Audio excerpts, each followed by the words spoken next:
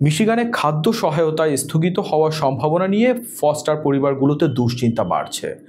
অনেক পরিবারই শিশুর খাবার, ওষুধ, নিত্য প্রয়োজনীয় জিনিস কেনার এই সহায়তার উপর নির্ভরশীল ছিল। সহায়তা বন্ধ হলে তাদের আর্থিক চাপ আরও বেড়ে যেতে পারে বলে আশঙ্কা করছেন অভিভাবক ও সামাজিক সেবাকর্মীরা।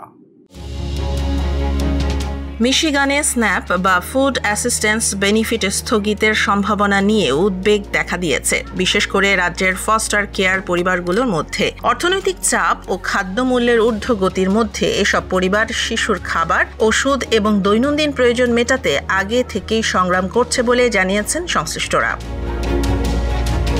সাম্প্রতিক প্রশাসনিক প্রস্তাবে বলা হয়েছে, বাজেট সমন্বয়ের অংশ হিসেবে স্ন্যাপ সহায়তা সাময়িকভাবে বন্ধ বা কমানো হতে পারে। শিশু কল্যাণ সংস্থাগুলো বলছে, এই সিদ্ধান্ত ফস্টার পরিবারগুলোর জন্য বড় ধাক্কা হতে পারে, কারণ ফস্টার পিতামাতা ও অভিভাবকেরা প্রায়শই নির্ধারিত ভাতা ও স্ন্যাপ সুবিধার ওপর নির্ভর করে শিশুদের স্বাস্থ্যকর খাদ্য নিশ্চিত করে।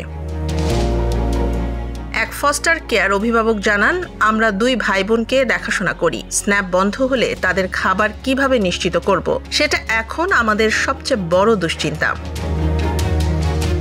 মিশিগান ফ্যামিলি সার্ভিস অ্যালায়েন্স সতর্ক করে বলছে, বেনিফিট স্থগিত হলে শিশুর পুষ্টি, মানসিক স্বাস্থ্যে প্রভাব পড়বে এবং শেষ পর্যন্ত স্থায়ী বাসস্থানের নিরাপত্তাও ঝুঁকির মুখে পড়তে পারে।